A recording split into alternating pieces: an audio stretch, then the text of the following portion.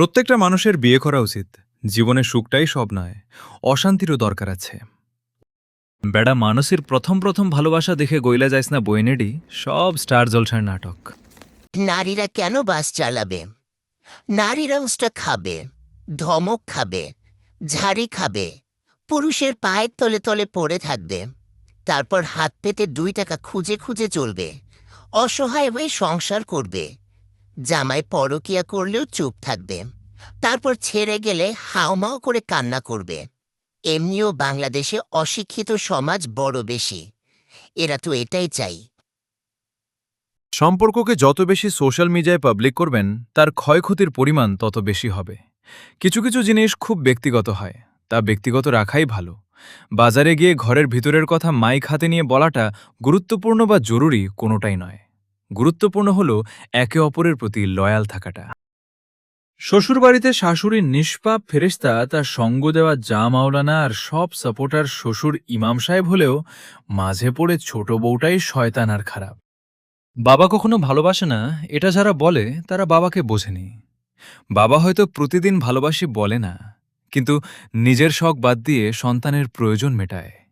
নিজের জন্য জামা না কিনে সন্তানের জন্য কিনে আনে। নিজে কষ্ট করে সন্তানের মুখে হাসি রাখে। বাবার ভালোবাসা কথায় কম, কাজে বেশি। তাই বাবা থাকতে বাবার কষ্টটা বোঝার চেষ্টা করো। বিয়ের পরে একটা মেয়ে কখনোই খারাপ চিন্তা নিয়ে শ্বশুরবাড়িতে যায় না। শ্বশুরবাড়ির সভ্য লোকজন মেয়েটাকে কথা দিয়ে খারাপ বানিয়ে ফেলে, তখন মেয়েটা বেয়াদব হয়ে যায়। মানুষের খারাপ করে কখনো নিজের জীবন সুন্দর করা যায় না। যা করবেন তাই ফেরত পাবেন, কখনো ধীরে, কখনো বা খুব তাড়াতাড়ি। একটু ছাড়, অনেকটা শান্তি। একজন মানুষকে ভালোবাসলে তার সব কিছু আপনার পছন্দ হবে এমনটা কখনোই নয়। তার কিছু অভ্যাস বিরক্ত করবে, কিছু কথা কষ্ট দেবে। তবুও প্রতিটি বিষয় নিয়ে ঝগড়া না করে কোথাও কোথাও নীরব থাকা, কিছু বিষয় ক্ষমা করা এবং কিছুটা মানিয়ে নেওয়াই সম্পর্ককে সুন্দর রাখে। কারণ সংসার শুধু ভালোবাসায় নয়, ভালোবাসার সঙ্গে ধৈর্য, সম্মান আর ছাড় দেওয়ার মানসিকতায় টিকে থাকে।